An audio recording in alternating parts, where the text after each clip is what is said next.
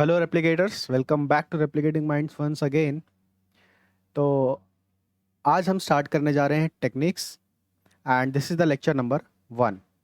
तो टेक्निक्स हम शुरुआत करेंगे क्रोमेटोग्राफी से। Okay, and this is the part 1 of chromatography. तो सबसे पहले हम देख लेते हैं कि आज के इस लेक्चर में हम क्या क्या डिस्कस करने वाले हैं। तो सबसे पहले हम एक बेसिक सा इंट्रोडक्शन डिस्कस करेंगे क्रोमेटोग्राफी के बारे में, राइट। फिर हम उसके प्रिंसिपल के बारे में बात करेंगे कि जो क्रोमेटोग्राफी है, जितनी भी टाइप्स की क्रोमेटोग्राफी होती है, मेनली किस प्रिंसिपल पे बेस्ड होती हैं। ओके, जिसमें हम बात करेंगे कि मेनली दो मैकेनिज्म होते हैं, दो प्रिंसिपल होते हैं, एक होता है एडजॉर्प्शन और एक होता है पार्टीशन, जिस पे क्रोमेटोग्राफी टेक्निक बेस्ड होती है। ओके, कुछ कुछ क्रोमेटोग्राफी टेक्निक्स एडजॉर्प्शन प्रिंसिपल पे बेस्ड होती है, कुछ कुछ क्रोमेटोग्राफिक टेक्निक्स पार्टीशन प्रिंसिपल पे बेस्ड होती है। ओके, जैसे आपको पता होगा बहुत सारे टाइप के क्रोमेटोग्राफिक टेक्निक्स होते हैं, जैसे कि paper chromatography, thin layer chromatography, column chromatography, affinity chromatography, ion exchange chromatography. तो कुछ क्रोमेटोग्राफी एडजॉर्प्शन पे बेस्ड होती है और कुछ पार्टीशन पे, राइट।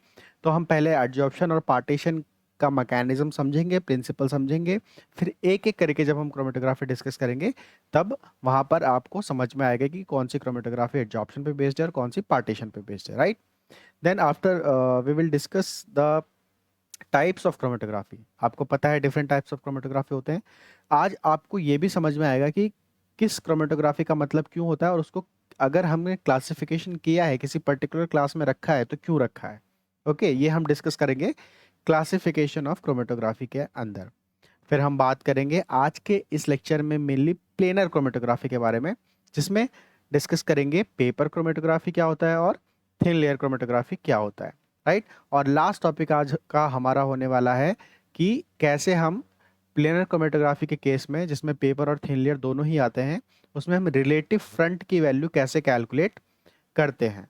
तो चलिए शुरू करते हैं सबसे पहले एक बेसिक से इंट्रोडक्शन ऑफ क्रोमेटोग्राफी के साथ। ओके, तो जो पहला जो पॉइंट मैं आपके साथ डिस्कस करने जा रहा हूँ कि जो क्रोमेटोग्राफी एक टेक्निक है, वो एक बायो फिजिकल टेक्निक है। कैसी टेक्निक है? Biophysical technique. ओके, तो यहाँ पर आपको सबसे पहले बायोफिजिकल का मतलब समझ में आना चाहिए। अगर आपको बायोफिजिकल टर्म का मतलब समझ में आता है तो आपको क्रोमेटोग्राफी के बारे में थोड़ा थोड़ा आइडिया लगना शुरू हो जाएगा। तो देखिए यहाँ पर ये दो टर्म से मिलके बना है, एक है यहाँ पर बायो, ओके, और एक है यहाँ पे फिजिकल। तो सबसे पहले ये समझते हैं। तो ये जो टेक्निक है बायोफिजिकल टेक्निक, राइट, इसमें हम क्या करते हैं कि फिजिक्स के मेथड्स एंड प्रिंसिपल्स हम किसके यूज करते हैं? प्रिंसिपल्स ऑफ फिजिक्स, है ना। मैकेनिज्म, मेथड्स, प्रिंसिपल्स हम फिजिक्स के यूज करते हैं to understand the biology, to understand the biology, और you can say biological mechanism. तो हम यहाँ पर क्रोमेटोग्राफी की जो टेक्निक है हम क्यों यूज़ करते हैं अपनी फील्ड में, बायोलॉजी की फील्ड में? टू सेपरेट द प्रोटीन, है ना, to purify the protein, right. तो हम प्रोटीन क्या है? बायोलॉजिकल मॉलिक्यूल है, राइट। और फिर हम क्वालिटेटिव क्वांटिटेटिव स्टडी भी करते हैं प्रोटीन सेपरेशन प्यूरिफिकेशन के ड्यूरेशन में। तो हम यहाँ पर बायोलॉजी की स्टडी कर रहे हैं by applying the methods and principle of physics, that's why we call it biophysical technique. Okay, अब यहाँ पर जो सेकंड पॉइंट है इसका ये है कि हम जो क्रोमेटोग्राफी यूज करते हैं, we use chromatography to separate the molecules, और आप बोल सकते हैं कंपाउंड्स, है ना। यहाँ पर मेनली मॉलिक्यूल्स या कंपाउंड से मतलब है हमारा बायोमॉलिक्यूल से, क्योंकि हम मेनली बायोमॉलिक्यूल्स के केस सिनेरियो में ही डिस्कस करेंगे। जैसे प्रोटीन्स हो गया, न्यूक्लिक एसिड हो गया, है ना, कि इनको कैसे आप सेपरेट करते हो। तो separate the biomolecules based on their charge, based on their shape and size, based on their polarity and based on their affinity. एक एक करके इसका मतलब समझ लेते हैं पहले जल्दी से, है ना। तो यहाँ पर जैसे कि आपको पता है कि अगर मैं एग्जांपल लूँ, तो अगर हम जब अमीनो एसिड्स की बात करते हैं तो आपने पढ़ा होगा कि there are different kinds of amino acids, right? Positively charge amino acids, negatively charge amino acids, polar amino acids, non polar amino acids, hydrophobic amino acids, right? तो यहाँ पर अगर हम चार्ज की बात करें तो आप दो अलग अलग चार्ज के अमीनो एसिड्स को सेपरेट कर सकते हो with the help of chromatography, positively charge amino acids को, नेगेटिवली चार्ज अमीनो एसिड को। तो यहाँ पर हम मॉलिक्यूल्स को, बायोमॉलिक्यूल्स को चार्ज के बेसिस पर भी सेपरेट कर सकते हैं। कैसे कर सकते हैं आगे जब हम पढ़ेंगे क्रोमेटोग्राफी तो हम समझेंगे। फिर आपने देखा होगा कि जो प्रोटीन्स होते हैं, है ना, जो प्रोटीन्स होते हैं वो अलग अलग शेप के होते हैं, है ना। उनका थ्री डायमेंशनल स्ट्रक्चर जो होता है हर एक प्रोटीन का अलग होता है। तो हर एक प्रोटीन का थ्री डायमेंशनल स्ट्रक्चर अलग होने का मतलब हर एक प्रोटीन का जो शेप होता है वो अलग होता है, राइट? फिर आप जब हम साइज की बात करते हैं, जब हम साइज की बात करते हैं तो क्या होता है कि जैसे हर एक प्रोटीन का मॉलिक्यूलर वेट, साइज का मतलब यहाँ पर हम बात कर रहे हैं मॉलिक्यूलर वेट से, हमारा यहाँ पर मतलब है, ओके। तो हर एक प्रोटीन का मॉलिक्यूलर वेट अलग अलग होता है। तो यहाँ पर आप अलग अलग प्रोटीन्स को on the basis of their shape and their size separate कर सकते हो। कैसे कर सकते हो और कौन से क्रोमेटोग्राफी से कर सकते हो वो हम आगे डिस्कस करेंगे, है ना। फिर यहाँ पर आप मॉलिक्यूल्स को सेपरेट कर सकते हो on the basis of their polarity. कुछ पोलर मॉलिक्यूल्स होते हैं, कुछ नॉन पोलर मॉलिक्यूल्स होते हैं, है ना, राइट। फिर आप सेपरेट कर सकते हो on the basis of their affinity. जैसे कि इसको हम समझते हैं, जैसे आप जानते हो ना कि एंजाइम और सबस्ट्रेट ये एक दूसरे से बाइंड करते हैं, स्पेसिफिक बाइंडिंग होती है एंजाइम और सबस्ट्रेट के बीच में। फिर हम देखते हैं कि एंटीबॉडी और एंटीजन के बीच में स्पेसिफिक बाइंडिंग होती है। तो इनके बीच में अफिनिटी होती है ना, एंटीबॉडी की एंटीजन से अफिनिटी होती है, एंजाइम की सबस्ट्रेट से अफिनिटी होती है। तो मतलब जैसे अगर आपको किसी एंजाइम को, अगर किसी पर्टिकुलर एंजाइम को अगर आपको प्यूरिफाई करना हो तो आप क्या करोगे, सबस्ट्रेट को यूज करोगे, स्पेसिफिक सबस्ट्रेट को जो उस पर्टिकुलर एंजाइम से बाइंड करता हो, है ना। तो by using a specific substrate you can purify the enzyme. कैसे करेंगे आपको एग्जांपल देके प्रॉपर तरीके से मैं आगे समझाऊंगा जब हम डिस्कस करेंगे अफिनिटी क्रोमेटोग्राफी, है ना। उसी तरीके से अगर आपको किसी एंटीबॉडी को प्यूरिफाई करना है तो आप एंटीजन को यूज करके किसी एंटीबॉडी को प्यूरिफाई कर सकते हो। तो अभी एक छोटा सा मैंने आपको एक बेसिक सा इंट्रोडक्शन दिया है कि किस किस मैकेनिज्म पे बेस्ड आप सेपरेट कर सकते हो मॉलिक्यूल्स को एक दूसरे से, है ना। Charge, shape, size, polarity and affinity, right. तो इसके बाद अब हम डिस्कस करते हैं आगे कि इसका प्रिंसिपल क्या है, राइट। तो यहाँ पर देखो, प्रिंसिपल में सबसे पहले, प्रिंसिपल पर आने से पहले आपको कुछ बेसिक चीज़ें हैं जो समझना बहुत ही ज़रूरी है। जैसे कि यहाँ पर जो भी हमें सेपरेट करना है या प्यूरिफाई करना है, आप उसको क्या बोलते हो, सैंपल बोलते हो, है ना। जैसे प्रोटीन सैंपल हो गया, राइट। तो वो जो सैंपल होता है उसको आप एनालाइट भी बोल सकते हो, है ना, या आप उसको सॉल्यूट बोल सकते हो, राइट। तो ये जो सैंपल आप प्यूरिफाई करना चाहते हो या सेपरेट करना चाहते हो, है ना, या एनालाइट को जो सेपरेट करना चाहते हो, या आप सॉल्यूट भी बोल सकते हो, इसको आप सेपरेट करना चाहते हो, तो आप इसमें होता क्या है क्रोमेटोग्राफी में कि जो आपका सैंपल होता है ना, the sample interacts with two immiscible faces। Chromatography में याद रखना, चाहे आप कोई सा भी क्रोमेटोग्राफी परफॉर्म करोगे, कोई सा भी का मतलब कोई सा भी, प्लेनर हो गया, कॉलम हो गया, अफिनिटी हो गया, आयन एक्सचेंज हो गया, किसी भी क्रोमेटोग्राफी में जब आप सैंपल लेते हो तो वो सैंपल क्या होता है, दो इमिसिबल फेसिस के साथ इंटरैक्ट करता है। समझ रहे हो? तो अब यहाँ पर सबसे पहले हम समझेंगे कि इमिसिबल फेसिस क्या होते हैं, है ना।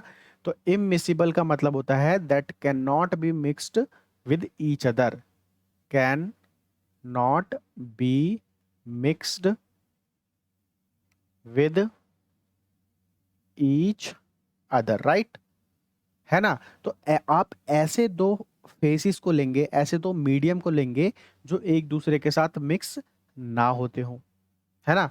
तो यहां पर दो फेसेस कौन कौन से होते हैं, तो एक होता है आपका स्टेशनरी फेस, ध्यान से समझना, राइट। एक होता है आपका स्टेशनरी फेस और एक होता है आपका मोबाइल फेस, राइट, ओके। तो अब देखो यहाँ पर स्टेशनरी फेस और मोबाइल फेस का मतलब क्या होता है, सबसे पहले ये समझो। तो स्टेशनरी फेस का मतलब होता है कि स्टेबल या स्थिर बोलते हैं, हिंदी में क्या बोलते हैं इसको, स्थिर, जो एक ही जगह पर रहता हो, मूव ना करता हो, है ना, ये मूव नहीं करेगा। तो ये कैसा होता है एक तरीके से अगर हम बोले तो नॉन मोबाइल, मूव ना कर सकने वाला फेस। और जो मोबाइल फेस होता है वो कैसा होता है, मोबाइल का मतलब क्या होता है, मूवेबल, जो मूव कर सकता हो, मूवेबल फेस। तो अब यहां से आप समझो कि हमने क्या बोला था यहाँ पर कि दो इमिसिबल फेसेस के साथ आपका सैंपल इंटरेक्ट करता है। तो यहाँ पर एक क्या हो गया स्टेशनरी फेस, एक हो गया मोबाइल फेस, राइट। और मैंने बोला था which can not B mix together. अब देखो यहाँ पर ध्यान से कि स्टेशनरी फेस तो मूव करता नहीं है, ये एक ही जगह पर रहेगा, बट मोबाइल फेस मूव करता है, मतलब ये एक जगह पर कभी भी नहीं रहेगा, आगे बढ़ता जाएगा, राइट। ओके, तो यहाँ पर जो हम स्टेशनरी फेस लेते हैं वो ले सकते हैं या तो सॉलिड या तो लिक्विड, ध्यान रखना है, ये कॉम्बिनेशन आपको याद रखना है। और मोबाइल फेस में हम ले सकते हैं या तो लिक्विड या तो गैस।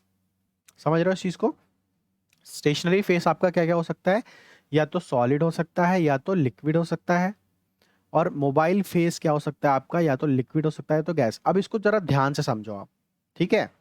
तो सबसे पहले हम बात करते हैं कि जो सॉलिड है और लिक्विड है, इसको ही स्टेशनरी फेस क्यों लिया है। ओके, तो आपको पता है कि सॉलिड क्या होता है, कोई भी सॉलिड, मतलब कोई भी आप मैटर लो जो सॉलिड होता है, आप उस सॉलिड को एक जगह पर रख दोगे तो वो एक ही जगह पर रखा रहेगा, समझ रहे हो, वो मूव नहीं करेगा जब तक कि आप खुद से उसको मूव ना कराओ। तो ये कैसा हो गया, स्टेशनरी फेस हो गया, राइट। अब लिक्विड जो होता है, आप देखो लिक्विड को ध्यान से, ये दोनों कैटेगरी में है, स्टेशनरी फेस में भी इसको रख सकते हो और मोबाइल फेस में भी रख सकते हो। क्यों, क्योंकि लिक्विड एक ऐसा स्टेट है कि अगर आप उसको किसी एक मटेरियल के अंदर रखोगे, जैसे ग्लास के अंदर अगर आप किसी लिक्विड को रखते हो, तो वो ग्लास के अंदर ही रखा रहेगा जब तक कि वो ग्लास को आप गिरा ना दो और पानी बिखर ना जाए। तो यहाँ पर ये कैसा है, एक तरीके से स्टेशनरी फेस, ग्लास के अंदर रखा हुआ है तो वहीं पर स्थिर है, स्टेशनरी है ना। और अगर गलती से ग्लास गिर गया तो ये मूव करने लग गया, तो ये मोबाइल भी हो सकता है और स्टेशनरी भी हो सकता है, कौन सा, लिक्विड। इसलिए लिक्विड को दोनों ही फेसेस में आप यूज कर सकते हो, है ना। फिर हम बात करते हैं गैस की। तो गैस को देखो सिर्फ आपने मोबाइल फेस में रखा है, क्यों, क्योंकि गैस क्या होते हैं, छोटे छोटे मॉलिक्यूल्स होते हैं जो हमेशा मूव करते रहते हैं। गैस का एग्जांपल ले लीजिए आप, ऑक्सीजन हो गया, नाइट्रोजन हो गया, कार्बन हो गया। ये अगर आप किसी एक बंद कंटेनर में भी रखोगे गैस को, तो गैस के जो मॉलिक्यूल्स होते हैं वो एक जगह पर फिक्स नहीं रहेंगे, वो मूव करते रहेंगे। और अगर आप कंटेनर के बाहर निकालोगे तब भी वो मूव करते रहेंगे। तो ये हमेशा मोबाइल रहता है, राइट, समझ में आ रहा है ना। तो ध्यान रखना स्टेशनरी फेस में आप हमेशा सॉलिड और लिक्विड का कॉम्बिनेशन, सॉलिड या लिक्विड में से कुछ एक ले सकते हो, और मोबाइल फेस में आप लिक्विड या गैस में से कुछ एक ले सकते हो। Okay, right. अब यहां पर देखो, इसके आगे मैं आपको बताता हूं कि अब आप कॉम्बिनेशन कैसे लोगे, ठीक है। स्टेशनरी फेस और मोबाइल फेस का कॉम्बिनेशन कैसे बनाते हैं हम, ठीक है। यहां पर हम बात करेंगे कॉम्बिनेशन की। ये बहुत ही बेसिक चल रहा है, अगर आप बेसिक नहीं समझोगे तो आगे आने वाले जो एडवांस क्रोमेटोग्राफिक टेक्निक्स है वो आपको बिल्कुल भी क्लियर अच्छे से समझ में नहीं आएगा, है ना। तो स्टेशनरी फेस में मैंने क्या बोला कि आप क्या क्या ले सकते हो, सॉलिड या लिक्विड, गुड। तो यहां पर लिख लेते हैं कि हम यहां पर सॉलिड ले सकते हैं या लिक्विड ले सकते हैं। ओके, अब हमको ये समझना है कि जब हम स्टेशनरी फेस में सॉलिड ले रहे हैं तो मोबाइल फेस में क्या लेंगे। तो याद रखना, हमेशा जब आप स्टेशनरी फेस में सॉलिड लेते हो तो मोबाइल फेस में आप लेते हो लिक्विड, राइट। अब सॉलिड क्या करेगा, as a stationary phase act करेगा, और लिक्विड कैसे करेगा, as a mobile phase act करेगा। And these two different state, solid and liquid, can not be mixed with each other. तो इसका मतलब ये कैसे हो गए, इमिसिबल फेसेस हो गए। अभी मैं आपको जितना समझा रहा हूं आप उतना ही समझेंगे, फिर हम ये बाद में देखेंगे कि कैसे सैंपल इनके साथ इंटरेक्ट करता है, इन सॉलिड और लिक्विड के साथ। राइट। तो धीरे धीरे चीजें समझ में आएंगी, थोड़ा सा पेशेंस रखिए। इसके बाद हम बात करेंगे कि अगर हम स्टेशनरी फेस को लिक्विड लेते हैं तो मोबाइल फेस हम क्या ले सकते हैं। तो मोबाइल फेस हमेशा आप क्या ले सकते हो, गैस लोगे। लिक्विड के साथ क्या लोगे, गैस लोगे। अब यहां पर देखो, लिक्विड एक अलग स्टेट है, गैस एक अलग स्टेट है, ये दोनों भी एक दूसरे के साथ मिक्स नहीं हो सकते, है ना। तो ये कॉम्बिनेशन है कि स्टेशनरी फेस में आप एक बार सॉलिड रख सकते हो, सॉलिड और लिक्विड ले सकते हो। दूसरा कॉम्बिनेशन आप लिक्विड और गैस ले सकते हो। और एक और कॉम्बिनेशन होता है जिसमें आप स्टेशनरी फेस में लिक्विड लेते हो और मोबाइल फेस में भी आप लिक्विड ले सकते हो। तो अब यहाँ पर क्वेश्चन ये अराइज होता है कि हमने दोनों ही फेसेस कैसे ले लिए, लिक्विड और लिक्विड। तो बहुत सारे बच्चे ये सोचेंगे कि ये तो मिक्स हो जाएंगे लिक्विड के साथ लिक्विड, है ना। तो इमिसिबल कैसे हुए। तो थोड़ा सा और बेसिक समझो यहाँ पर लिक्विड के बारे में। लिक्विड भी आपके अलग अलग तरीके के हो सकते हैं, है ना। कैसे हो सकते हैं, ऑर्गेनिक लिक्विड और इनऑर्गेनिक सॉल्वेंट, मतलब ऑर्गेनिक सॉल्वेंट और इनऑर्गेनिक सॉल्वेंट। तो दोनों एक दूसरे के साथ कभी मिक्स नहीं होंगे, समझ रहे हो। तो इस तरीके से आप कॉम्बिनेशन ले सकते हो, है ना, राइट। तो ये हो गया कॉम्बिनेशन। अब आपको कॉम्बिनेशन समझ में आ गया, आपको ये समझ में आ गया कि स्टेशनरी फेस और मोबाइल फेस क्यों कहते हैं। आपको ये समझ में आ गया कि स्टेशनरी फेस में हम क्या ले सकते हैं और मोबाइल फेस में क्या ले सकते हैं। और आपको ये चीज़ भी समझ में आ गई कि जब हम स्टेशनरी फेस में सॉलिड लेते हैं तो मोबाइल फेस में हमेशा लिक्विड ही लेंगे, लेकिन जब हम स्टेशनरी फेस में लिक्विड लेते हैं तो लिक्विड के साथ हम मोबाइल फेस में गैस भी यूज़ कर सकते हैं और लिक्विड भी यूज़ कर सकते हैं। अब हम ये समझेंगे धीरे धीरे कि कब हम ये वाला कॉम्बिनेशन यूज़ करेंगे, किस क्रोमेटोग्राफी में, किस क्रोमेटोग्राफी में ये और ये किस में यूज़ करेंगे। और आगे चल के हम देखेंगे कि इसके बेसिस पर ही क्रोमेटोग्राफी का क्लासिफिकेशन भी हमने किया है। ओके, चलिए अब हम चलते हैं थोड़ा सा आगे और समझते हैं धीरे धीरे प्रिंसिपल ऑफ क्रोमेटोग्राफी, राइट। तो यहाँ पर देखो, प्रिंसिपल समझने से पहले कुछ आपको थोड़ा सा मैं हिस्ट्री में लेके जाना चाहता हूँ क्रोमेटोग्राफी के। और उस हिस्ट्री में एक एक्सपेरिमेंट हुआ था जो इसको पहला एक्सपेरिमेंट बोलते हैं क्रोमेटोग्राफी का, उसके बारे में थोड़ा सा डिस्कस करेंगे। वहां से आपको ये समझ में आएगा कि क्रोमेटोग्राफी बोलते क्यों है इसको, why we have given the term chromatography to this biophysical technique, right.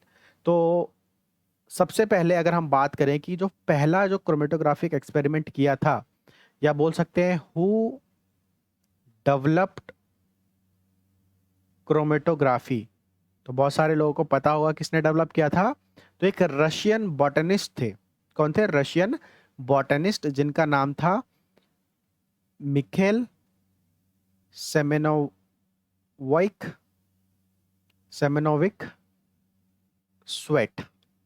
ये एक रशियन बॉटनिस्ट थे। इन्होंने 1903 में एक टेक्निक यूज की थी, है ना। और उस टेक्निक को इन्होंने नाम दिया था क्रोमेटोग्राफी, राइट। अब कौन सी टेक्निक यूज की थी, उस टेक्निक को कैसे यूज किया था और टर्म ये क्यों दिया था, ये समझने का वक्त आ चुका है। तो यहां पर देखो ध्यान से, आप समझते हैं कि उन्होंने क्या किया। एक ग्लास का कॉलम लिया, ओके। और ध्यान रखना, ये स्वेट कौन थे, ये थे बॉटनिस्ट। बॉटनिस्ट कौन होते हैं भाई, बॉटनिस्ट वो होते हैं जो प्लांट पे स्टडी करते हैं, है ना। समझ रहे हो इस चीज को, ये पता है आपको। जूलॉजिस्ट क्या होते हैं, जो एनिमल पे स्टडी करते हैं, राइट। बॉटनिस्ट कौन होते हैं, जो प्लांट पे स्टडी करते हैं। तो क्योंकि ये प्लांट पे स्टडी कर रहे थे, है ना, तो ये क्या चाहते थे, ये चाहते थे, इनको पता था कि प्लांट्स में अलग अलग टाइप के पिगमेंट्स प्रेजेंट होते हैं। आपको भी पता है, उनको भी पता था। आपको पता है कि कितने टाइप के पिगमेंट्स होते हैं, अलग अलग टाइप के होते हैं, जैसे कैरोटिनॉइड्स हो गया, क्लोरोफिल हो गया, ज़ैंथोफिल्स हो गया, है ना। बहुत सारे टाइप के पिगमेंट्स होते हैं। तो इनको पता था कि प्लांट्स में अलग अलग टाइप के पिगमेंट्स होते हैं। अब ये क्या चाहते थे, उन अलग अलग टाइप के पिगमेंट्स को सेपरेट करना चाहते थे। क्या करना चाहते थे, सेपरेट करना चाहते थे, एक दूसरे से अलग करना चाहते थे। उन्होंने क्या किया कि एक ग्लास का कॉलम लिया, उस ग्लास के कॉलम में उन्होंने फिल कर दिया कैल्शियम कार्बोनेट की बीड्स को। समझ रहे हो, कैल्शियम कार्बोनेट बीड्स, बीड्स होते हैं ऐसे, इस तरीके से छोटे छोटे बीड्स होते हैं। अब ये बीड्स क्या होते हैं ये हम आगे बात करेंगे, अभी नहीं बात करेंगे, है ना। तो ये जो बीड्स थी ये सॉलिड है। कैसी है, क्या है, ये सॉलिड है, छोटे छोटे बीड्स होते हैं, है ना, पार्टिकल्स होते हैं। तो ये क्या हो गए, सॉलिड। तो इन्होंने अपने एक्सपेरिमेंट में, अपने टेक्निक में जो स्टेशनरी फेस यूज़ किया था वो क्या किया था, कैल्शियम कार्बोनेट की बीड्स जो कि थी सॉलिड। अब आपको समझ में आ गया यहाँ पे इन्होंने क्या यूज़ किया, स्टेशनरी फेस सॉलिड को, और वो क्या था एक्चुअल में, अगर हम नाम बताएं तो कैल्शियम कार्बोनेट की बीड्स थी, राइट। तो ये कैल्शियम कार्बोनेट की बीड्स उन्होंने स्टेशनरी फेस यूज़ किया। अब उन्होंने क्या किया, ऊपर से कॉलम के ऊपर से अपना डाला सैंपल। सैंपल में क्या था, तो मैंने आपको बताया ये क्या थे, बॉटनिस्ट थे, ये प्लांट पे स्टडी कर रहे थे। तो इन्होंने क्या लिया, प्लांट का एक्सट्रैक्ट। क्या लिया, प्लांट का एक्सट्रैक्ट, है ना। लीव्स लिए, लीव्स का एक्सट्रैक्ट बनाया, क्योंकि लीव्स में क्या प्रेजेंट होते हैं, क्या होते हैं, पिगमेंट्स होते हैं, और वो पिगमेंट्स को सेपरेट करना चाहते थे। तो उन्होंने क्या किया, प्लांट की लीफ का एक्सट्रैक्ट बनाया, और वही था उनका सैंपल। और उन्होंने क्या किया, उस एक्सट्रैक्ट को कॉलम में ऊपर से नीचे डाल दिया, मतलब ऊपर ऐड कर दिया कॉलम पे, राइट। अब फिर उन्होंने ऐड करने के बाद क्या किया, ऐड करने के बाद उन्होंने ऊपर से डाला मोबाइल फेस।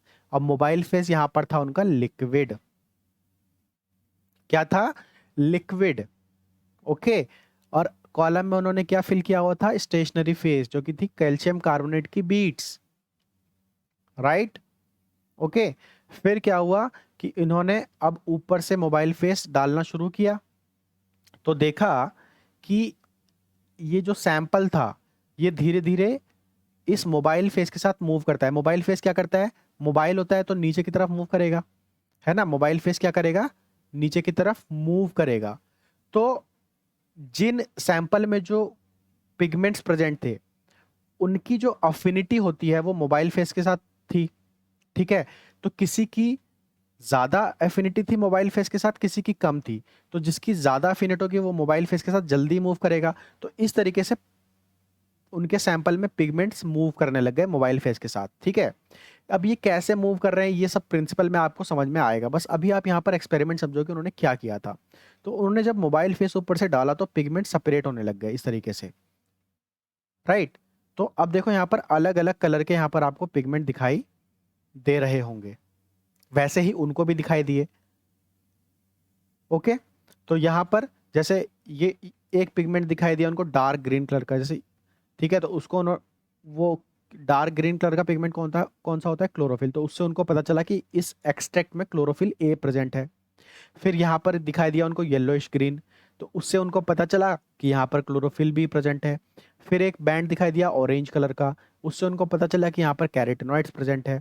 और फिर एक कलर दिया येलो कलर का बैंड, तो उससे पता चला कि ज़ैंथोफिल प्रेजेंट है। तो इस तरीके से उनको कॉलम में अलग अलग कलर के बैंड्स दिखाई दिए, है ना, जो कि अलग अलग कलर के पिगमेंट को रिप्रेजेंट कर रहे थे।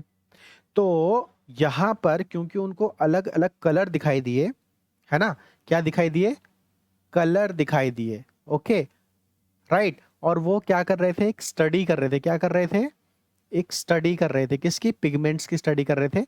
बट दिखाई क्या दिया उनको, कलर। तो कलर से टर्म आया यहाँ पर क्रोमा, और स्टडी का मतलब होता है, टू स्टडी का मतलब होता है ग्राफी, है ना। तो इससे मतलब हमारा हो गया, कलर का मतलब हो गया क्रोमा, और टू स्टडी का मतलब हो गया ग्राफी। तो क्योंकि पहली बार उनको एक्सपेरिमेंट में कलर दिखा दिया था, इसलिए उन्होंने इसका नाम रख दिया क्रोमेटोग्राफी, राइट। अब ऐसा जरूरी नहीं कि अब जितनी भी हम क्रोमेटोग्राफिक टेक्निक्स करते हैं उन सब में कलर दिखाई दे, ऐसा नहीं है। पहली बार जब उन्होंने एक्सपेरिमेंट किया था तो उनको बैंड्स दिखे थे अलग अलग कलर के, तो उन्होंने उसी के बेसिस पर उसका नाम क्रोमेटोग्राफी रख दिया था। तो ये था इनका पहला एक्सपेरिमेंट, स्वेट ने जो सबसे पहले एक्सपेरिमेंट परफॉर्म किया था। आई होप आपको बहुत ही बेसिक चीज़ जो क्रोमेटोग्राफी के बारे में धीरे धीरे समझ में आ रही होगी कि इसको क्रोमेटोग्राफी क्यों बोलते हैं, इसका मतलब क्या होता है, सबसे पहले किसने किया था, राइट। तो अब ये सारी बेसिक चीज़ें समझने के बाद हम चलते हैं थोड़ा आगे और डिस्कस करते हैं अब प्रिंसिपल। तो जो इसका प्रिंसिपल होता है ना, वो बेस्ड होता है आपका, it is based on to mechanism. कौन कौन सा मैकेनिज्म होता है, एक होता है एडजॉर्प्शन मैकेनिज्म और एक होता है पार्टीशन का मैकेनिज्म, राइट। तो जितनी भी क्रोमेटोग्राफिक टेक्निक्स होती है या तो एडजॉर्प्शन पे बेस्ड होती है या तो पार्टीशन पे। तो अब आपको एडजॉर्प्शन और पार्टीशन का मतलब समझ में आना चाहिए, है ना। तो सबसे पहले हम बात करेंगे एडजॉर्प्शन की, ओके। तो अब देखो आपने एक टर्म सुना होगा एडजॉर्प्शन नहीं, एक टर्म सुना होगा एब्जॉर्प्शन, है ना, एब्जॉर्प्शन या अब्जॉर्ब सुना होगा आपने, है ना, सुना होगा। तो अब्जॉर्ब का मतलब क्या होता है, जैसे कि इसका मतलब ये होता है, अगर हम किसी फिगर के थ्रू समझें तो क्या होता है कि जैसे मान लो ये फ्लोर है, ओके, और फ्लोर पर यहाँ पर आपका पानी गिर गया है ना, वाटर, बहुत सारा वाटर यहाँ पर फ्लोट कर रहा है, गिर गया है, बिखर गया है, ठीक है। तो आप क्या लेते हो, एक फोम लेते हो, है ना, एक फोम लेते हो और सोक करने के लिए क्या करते हो, यहाँ पर आप फोम रखोगे तो ये क्या करेगा, सारा का सारा वाटर जो होगा वो अब्जॉर्ब कर लेगा, समझ रहे हो। तो सारा का सारा वाटर क्या किया इसने, अब्जॉर्ब कर लिया अपने अंदर, है ना। इसका जो वॉल्यूम था, इस फॉर्म का पूरा वॉल्यूम, उसमें ये वाटर अब्जॉर्ब हो गया, तो इसको बोलते हैं एब्जॉर्प्शन। समझ रहे हो इस चीज को, राइट। तो जैसे कि अगर ये कोई मैटर है या सॉलिड है आप बोल सकते हो, और यहाँ पर ये मॉलिक्यूल्स हैं, मान लो वाटर के ही मॉलिक्यूल्स हैं, तो अगर हम एब्जॉर्प्शन बोले, क्या बोले, एब्जॉर्प्शन, तो एब्जॉर्प्शन का मतलब कि ये जितने भी वाटर मॉलिक्यूल्स हैं इसके अंदर अब्जॉर्ब हो जाएंगे, क्या हो जाएंगे, अब्जॉर्ब हो जाएंगे, राइट। तो इसको बोला जाता है, जब अब्जॉर्प्शन का मैकेनिज्म हम समझते हैं तो इसको बोला जाता है अब्जॉर्बेट। क्या बोला जाता है, अब्जॉर्बेट, राइट, सॉरी, इसको बोला जाता है अब्जॉर्बेंट। क्या बोला जाता है, एब्जॉर्बेंट। जो अब्जॉर्ब करता है उसको बोला जाता है अब्जॉर्बेंट, और जो अब्जॉर्ब हो जाता है अंदर उसको बोला जाता है अब्जॉर्बेट। समझ रहे हो इस चीज को। अब हम समझते हैं एडजॉर्प्शन क्या होता है। तो जब हम बात करते हैं एडजॉर्प्शन की, तो इसमें क्या होता है कि जो मॉलिक्यूल्स होते हैं वो किसी के सरफेस पर, कहाँ पर, सरफेस पर चिपक जाते हैं, अढेर हो जाते हैं, इसके अंदर एंट्री नहीं करते, वॉल्यूम में एंट्री नहीं करते, बल्कि सरफेस पर क्या हो जाते हैं, अडजॉर्ब हो जाते हैं, चिपक जाते हैं, ढेर कर जाते हैं, और इस मैकेनिज्म को बोला जाता है अडजॉर्प्शन, है ना। और ये जो होता है, जो अडजॉर्ब करता है उसको बोला जाता है एडजॉर्बेंट, है ना, ये एक सॉलिड होगा, ओके, सॉलिड हो सकता है। और जो ये अडजॉर्ब हुआ है इसको बोला जाएगा अडजॉर्बेट। तो ये छोटी छोटी टर्मिनोलॉजी आपको बिल्कुल क्लियर होनी चाहिए अगर आपको क्रोमेटोग्राफी को अच्छे से समझना है तो ये एडजॉर्प्शन का मैकेनिज्म आपको समझ में आ गया होगा। तो इसको, ये कैसा होता है, एक सरफेस बेस्ड फिनोमिना होता है ना। सरफेस पर यहाँ पर मॉलिक्यूल्स चिपक जाते हैं, अढेर हो जाते हैं। तो कुछ क्रोमेटोग्राफी के जो प्रिंसिपल है वो एडजॉर्प्शन पे बेस्ड होते हैं, है ना। कहाँ पर एडजॉर्प्शन होता है, जब हम क्रोमेटोग्राफी डिस्कस करेंगे तो वहां पर मैं आपको बताऊंगा कि ये वाला क्रोमेटोग्राफी एडजॉर्प्शन पे बेस्ड है या पार्टीशन पे बेस्ड है। तो एडजॉर्प्शन आपको समझ में आ गया। अब हम समझते हैं कि पार्टीशन क्या होता है, राइट। तो पार्टीशन का मतलब क्या होता है कि जैसे मान लो कि यहाँ पर दो मीडियम है, ओके, एक हो गया आपका यहाँ पर पोलर मीडियम, और एक हो गया आपका यहाँ पर नॉन पोलर मीडियम, राइट। आपने यहाँ पर कुछ मॉलिक्यूल्स रखे हैं, यहाँ पर आपने रखे हैं कुछ मॉलिक्यूल्स बीच में, बिल्कुल सेंटर में, आप इसको सेपरेट करना चाहते हो, ठीक है। तो ये जो ग्रीन वाले मॉलिक्यूल्स हैं ये पोलर मॉलिक्यूल्स हैं मान लो, राइट। और जो येलो वाले मॉलिक्यूल्स हैं ये आपके नॉन पोलर मॉलिक्यूल्स हैं, राइट, यहाँ पर रखे हुए हैं, समझ रहे हो। तो अब जब आप इसको सेपरेट करना शुरू करोगे तो जो पोलर वाले मॉलिक्यूल्स हैं वो पोलर की तरफ जाएंगे, और जो नॉन पोलर वाले मॉलिक्यूल हैं वो किधर मूव करेंगे, नॉन पोलर की तरफ मूव करेंगे, राइट। पोलर वाले किधर करेंगे, पोलर की तरफ मूव करेंगे, है ना। तो यहां पर क्या हो गया है, एक पार्टीशन हो गया है, पोलर और नॉन पोलर के बीच में क्या हो गया है, पार्टीशन हो गया है। यहां पर कोई भी अडेरेंस या एडजॉर्प्शन नहीं हो रहा है, क्या हो रहा है, पार्टीशन हो रहा है, समझ रहे हो। तो आई होप आपको पार्टीशन क्लियर हो गया होगा, है ना। तो अब यहां पर क्या होता है कि जो क्रोमेटोग्राफी टेक्निक्स एडजॉर्प्शन पे बेस्ड होती हैं उनको बोला जाता है एडजॉर्प्शन क्रोमेटोग्राफी। क्या बोला जाता है? Adsorption chromatography. और जो क्रोमेटोग्राफिक टेक्निक्स पार्टीशन पर बेस्ड होती हैं उनको बोला जाता है पार्टीशन क्रोमेटोग्राफी। क्लियर है ना? तो अब हम चलते हैं आगे और थोड़ा सा एडजॉर्प्शन क्रोमेटोग्राफी के बारे में जो कुछ इंपॉर्टेंट पॉइंट्स हैं वो समझ लेते हैं। तो यहाँ पर मैंने आपको जैसे कि समझाया कि यहाँ पर एडजॉर्प्शन में क्या होता है कि जैसे मान लो कि ये आपका जो है वो है स्टेशनरी फेस, ठीक है ना? और ये मान लो स्टेशनरी फेस आपका यहाँ पर आपने सॉलिड ले रखा है। ओके, तो यहाँ पर एडजॉर्प्शन क्रोमेटोग्राफी की जब हम बात करते हैं तो जो मॉलिक्यूल्स हैं वो इसके सरफेस पर एडजॉर्ब हो जाएंगे, राइट? ओके, अंदर नहीं एंटर करेंगे, एडजॉर्ब हो जाएंगे मॉलिक्यूल्स यहाँ का इसके सरफेस पर, स्टेशनरी फेस के सरफेस पर। तो ये क्या है? एक it is a surface phenomena. समझ रहे हो? दूसरा पॉइंट कि ये जो एडजॉर्प्शन हो रहा है मॉलिक्यूल्स और सॉलिड के बीच में जो कि स्टेशनरी फेस है, वहां पर इन्वॉल्व होता है आपका weak non covalent interactions. Okay, यहां पर जो होता है वो नॉन कोवेलेंट इंटरैक्शन के थ्रू ये दोनों एक दूसरे से अटैच होते हैं, एडजॉर्प्शन होता है, राइट? अब थर्ड जो पॉइंट है वो क्या है कि separation of components is based on the relative difference in adsorption to the stationary phase. अब जैसे मान लो कि एक मॉलिक्यूल हो गया आपका ये, ओके, और एक मॉलिक्यूल हो गया आपका ये। तो देखो ये वाला जो मॉलिक्यूल है ये आपका डिड नॉट एडजॉर्ब, ये एडजॉर्ब नहीं हुआ सरफेस पे, बट ये क्या हो गया? एडजॉर्ब्ड हो गया, है ना? तो ऐसा क्यों होगा? ऐसा इसलिए होगा क्योंकि इन दोनों के बीच में डिफरेंस है। क्या है? It is based on the relative difference in adsorption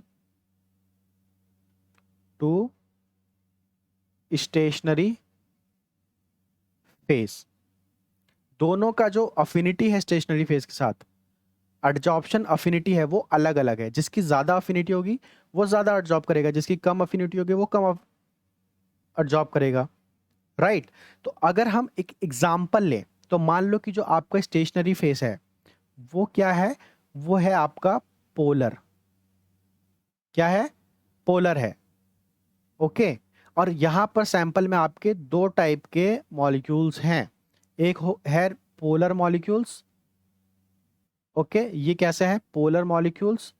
और दूसरा है आपका यहां पर नॉन पोलर मॉलिक्यूल्स। तो अब आप सोचो और सब बताओ कि जो पोलर मॉलिक्यूल्स हैं वो ज्यादा अफिनिटी के साथ स्टेशनरी फेस के साथ एडजॉर्ब करेंगे। क्यों? क्योंकि स्टेशनरी फेस भी यहां पर क्या है? पोलर है। तो पोलर के साथ पोलर एडजॉर्ब करेगा, है ना? और जो नॉन पोलर मॉलिक्यूल्स हैं they will not be adsorbed on the surface of polar stationary phase, right? है ना? तो यहां पर जो नेक्स्ट पॉइंट है वो क्या है कि polar compounds adsorb strongly to polar stationary phase, राइट? है ना? और जो नॉन पोलर होंगे, non polar compound adsorb weakly to non polar stationary phase. ये चीज आपको यहां तक क्लियर हो गई होगी, राइट? अब इसके बाद हम बात करते हैं पार्टीशन क्रोमेटोग्राफी में क्या प्रिंसिपल इन्वॉल्व होता है। ओके, तो यहां पर देखो पार्टीशन का मतलब मैंने आपको यहां पर अच्छे से समझाया था कि पार्टीशन का मतलब क्या होता है। तो जैसे यहां पर दो मीडियम आप सपोज करो, मैंने आपको बताया था एक हो गया आपका पोलर मीडियम, ओके, और एक हो गया नॉन पोलर मीडियम, है ना। तो कुछ ऐसे मॉलिक्यूल्स होंगे जो पोलर होंगे, तो जो पोलर मॉलिक्यूल्स होंगे वो पोलर मीडियम में मूव कर जाएंगे, और जो नॉन पोलर मॉलिक्यूल्स होंगे वो नॉन पोलर मीडियम में मूव कर जाएंगे। तो इनका पार्टीशन हो जाएगा एक दूसरे से, है ना।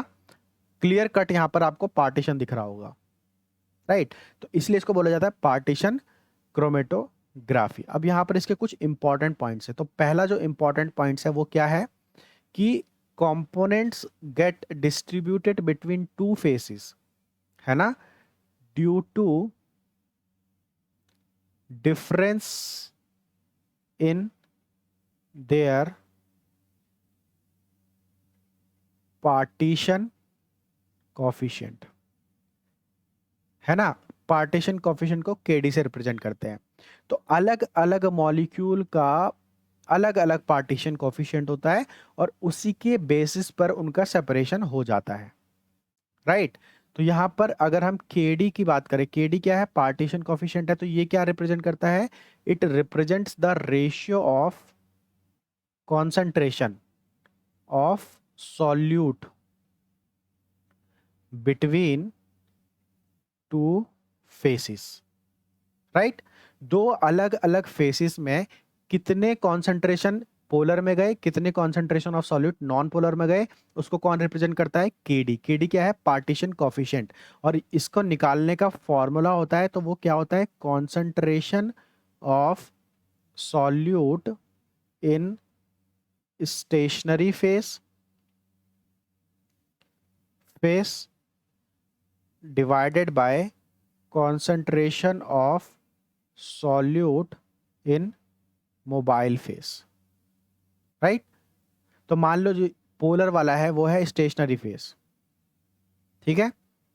तो जो पोलर मॉलिक्यूल्स होंगे वो स्टेशनरी फेस के साथ रह जाएंगे, और जो नॉन पोलर मॉलिक्यूल्स हैं वो मोबाइल फेस के साथ इंटरैक्ट करके, क्योंकि मोबाइल फेस मान लो यहां पर नॉन पोलर है, मोबाइल फेस क्या है, नॉन पोलर, ओके। तो नॉन पोलर के साथ इंटरैक्ट करेगा, तो यहां पर जो नॉन पोलर सॉल्यूट्स है वो मोबाइल फेस के साथ इंटरैक्ट करके, मोबाइल फेस क्योंकि मूव करता है तो वो उसके साथ साथ मूव करते चले जाएंगे और पोलर वाले मॉलिक्यूल्स के साथ से अलग हो जाएंगे।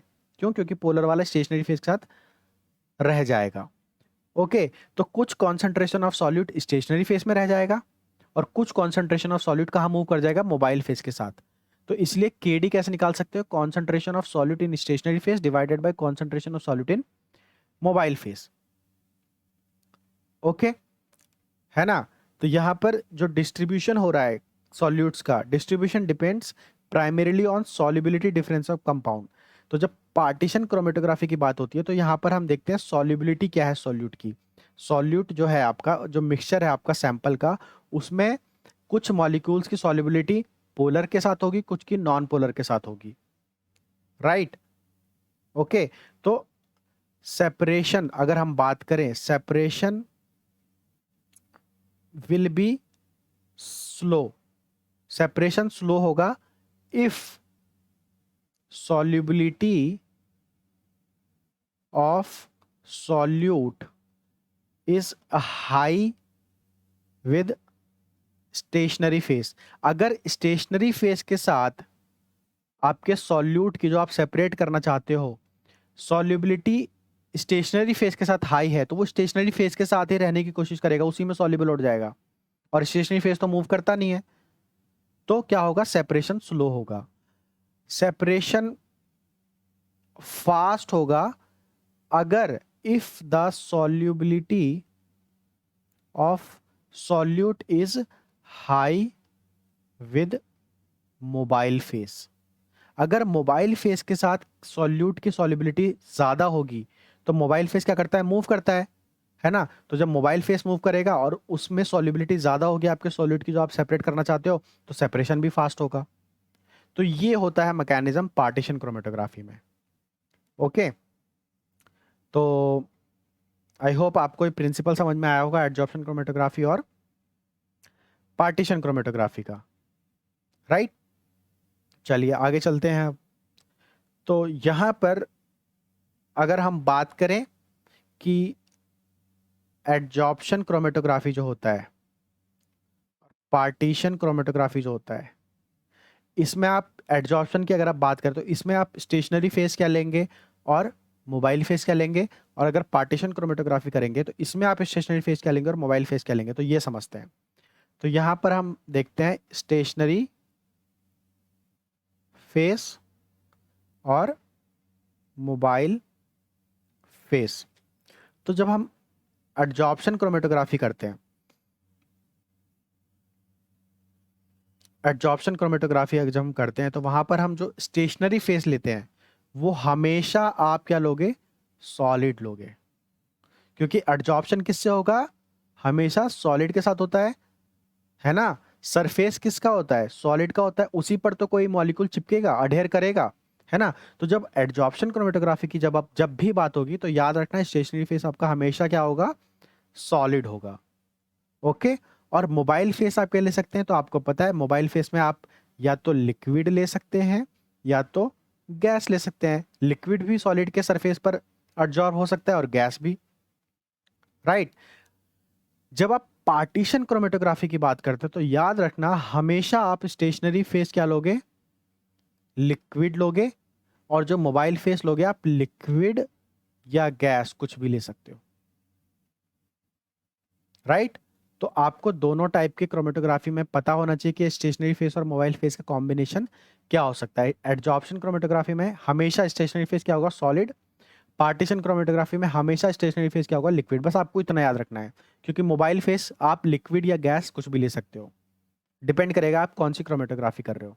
बस आपको ये याद रखना है कि मेन आपका स्टेशनरी फेस है कि आपको एडजॉर्प्शन में क्या स्टेशनरी फेस यूज करना है और पार्टीशन में क्या स्टेशनरी फेस यूज करना है। क्यों, वो आपको मैंने रीजन बता दिया है, राइट। चलिए अब आगे हम चलते हैं और समझते हैं कि क्लासिफिकेशन ऑफ क्रोमेटोग्राफी। तो यहाँ पर बहुत ही ध्यान से आप समझेंगे, ठीक है। तो जब हम क्रोमेटोग्राफी का क्लासिफिकेशन करते हैं कितने टाइप के क्रोमेटोग्राफी हैं, तो आज तक आपने पढ़ा होगा कि there are different type of chromatography, planar chromatography, column chromatography, gas chromatography, liquid chromatography, affinity chromatography, ion exchange, gel filtration.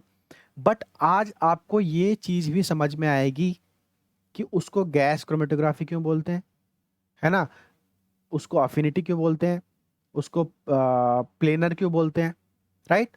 तो यहाँ पर देखो, सबसे पहले हम देखेंगे कि जो क्रोमेटोग्राफिक मेथड्स हैं, है ना, जो टेक्निक्स हैं, उनको हम जो क्लासिफाई करते हैं वो तीन बेसिस पे करते हैं। We classify the chromatographic on three basis. कौन कौन सी बेसिस है, तो ये समझो सबसे पहले। तो पहला जो है वो बेसिस वो ये है कि हम क्लासिफाई करते हैं on the basis of shape of chromatographic base. इसका मतलब मैं अभी आपको समझाऊंगा, ठीक है। दूसरा जो हम क्लासिफिकेशन करते हैं वो करते हैं physical state of mobile and stationary phase respectively. इसका मतलब मैं आपको समझाऊंगा अभी। तीसरा जो क्लासिफिकेशन करते हैं on the basis of mechanism of separation, ठीक है। तो एक एक करके हम समझते हैं, राइट। तो सबसे पहले हम बात करेंगे shape of chromatographic base. Okay, chromatographic bed.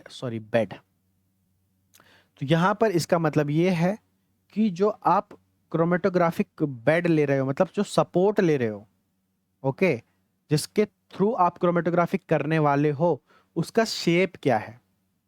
Okay, तो इसके बेसिस पर क्रोमेटोग्राफी को हमने दो कैटेगरी में क्लासिफाई किया है। कौन कौन सी कैटेगरी, तो वो मैं अभी आपको दिखाता हूँ। एक होता है प्लेनर क्रोमेटोग्राफी, ओके, और एक होता है कॉलम क्रोमेटोग्राफी।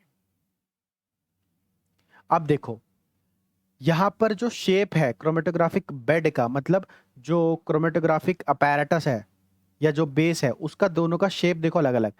प्लेनर में मतलब जो हम क्रोमेटोग्राफी कर रहे हैं किसी प्लेन को यूज करके कर रहे हैं। अब ये प्लेन क्या हो सकता है वो मैं भी आपको बताऊंगा, है ना, प्लेन को यूज करते हैं। कॉलम क्रोमेटोग्राफी में आप जो सपोर्ट ले रहे हो, सपोर्टिंग मटेरियल ले रहे हो, वो ले रहे हो एक कॉलम को, ठीक है। तो on the basis of shape of the chromatographic bed आप क्लासिफाई करते हो chromatography into two categories, planar chromatography, column chromatography. अब देखो, ये जो प्लेन है इस पर जो आप क्रोमेटोग्राफिक बेड यूज करोगे, है ना, बेड मतलब जो स्टेशनरी फेस आप यूज करोगे, बेड का मतलब क्या होता है, स्टेशनरी फेस, ठीक है। तो यहाँ जो स्टेशनरी फेस है वो एक प्लेन पर एडजॉर्ब कराया हुआ है, प्लेन पर अरेंज किया हुआ है, इसलिए इसको बोला जाता है प्लेनर क्रोमेटोग्राफी। और कॉलम क्रोमेटोग्राफी में जो बीट्स हैं, जो स्टेशनरी फेस है, जो सॉलिड है, जो स्टेशनरी फेस है, वो एक कॉलम में रखा हुआ है, कॉलम में फिल किया हुआ है, इसलिए इस टाइप की क्रोमेटोग्राफी को बोला जाता है कॉलम क्रोमेटोग्राफी। राइट, समझ में आ रहा है, ठीक है। तो अब यहां देखो, जब आप प्लेनर क्रोमेटोग्राफी की बात करते हो तो इसमें दो टाइप की क्रोमेटोग्राफी हम पढ़ते हैं। एक पढ़ते हैं हम पेपर क्रोमेटोग्राफी और एक पढ़ते हैं हम थिन लेयर क्रोमेटोग्राफी, जिसको आप प्यार से टीएलसी भी बोलते हो। समझ रहे हो? तो ये दोनों ही क्या है, देखो पेपर भी कैसा होता है, प्लेन होता है, और thin layer chromatography, thin layer chromatography इसमें एक प्लेट यूज करते हो आप, टीएलसी प्लेट्स बोलते हैं जिसको, तो वो भी एक प्लेन होता है। कैसा, मैं अभी आपको बताऊंगा। तो क्योंकि यहाँ पर दोनों ही कैटेगरी में प्लेन सरफेस, एक तरीके से प्लेनर मटेरियल यूज हो रहा है, तो इसको प्लेनर क्रोमेटोग्राफी बोलते हैं, इसको कॉलम क्रोमेटोग्राफी बोलते हैं। राइट, तो ये आपको समझ में आ गया हो कि शेप ऑफ क्रोमेटोग्राफिक बेड के बेसिस पे आप कैसे क्रोमेटोग्राफी को क्लासिफाई करते हो। ओके, अब हम चलते हैं अपने दूसरे प्रिंसिपल के ऊपर, क्लासिफिकेशन प्रिंसिपल के ऊपर। तो वो क्या है, physical state of mobile and stationary phase. ठीक है, mobile phase and stationary phase की फिजिकल स्टेट क्या है। तो अब देखो, यहां पर हम सबसे पहले जो क्लासिफिकेशन करते हैं रिस्पेक्टिवली, यहां पर मैंने लिखा है जानबूझकर, है ना, इसका कुछ मतलब होगा। रिस्पेक्टिवली हम कब लगाते हैं, जब हम एक सीक्वेंस में बात करते हैं, मतलब पहले हम मोबाइल फेस की बात कर रहे हैं, फिर हम स्टेशनरी फेस की बात कर रहे हैं। ठीक है, तो पहले जो क्लासिफिकेशन करेंगे हम मोबाइल फेस के बेसिस पे करेंगे। तो मोबाइल फेस आपको मैंने बताया था कितने टाइप के हो सकते हैं, या तो आपका मोबाइल फेस लिक्विड हो सकता है, या तो आपका मोबाइल फेस गैस हो सकता है। तो on the basis of mobile face कितने टाइप की क्रोमेटोग्राफी हो सकती है, दो टाइप की। क्यों, क्योंकि दो ही टाइप के मोबाइल फेस होते हैं, है ना। तो दो टाइप की कौन कौन से हो गई, गैस क्रोमेटोग्राफी और लिक्विड क्रोमेटोग्राफी। समझ रहे हो इस चीज को, क्योंकि आपके दो ही टाइप के मोबाइल फेस होते हैं। तो पहले हमने मोबाइल फेस के स्टेट के, फिजिकल स्टेट के बेसिस पर क्लासिफिकेशन किया। ओके, अब हम क्या करेंगे, स्टेशनरी फेस के फिजिकल स्टेट के बेसिस पे क्लासिफाई करेंगे इन दोनों ही क्रोमेटोग्राफी को। किसको, गैस क्रोमेटोग्राफी और लिक्विड क्रोमेटोग्राफी को। तो जब हम गैस क्रोमेटोग्राफी को क्लासिफाई करेंगे तो यहां पर देखो, अब जो स्टेशनरी फेस होता है वो आपका कितने टाइप का हो सकता है, या तो सॉलिड हो सकता है या तो लिक्विड हो सकता है।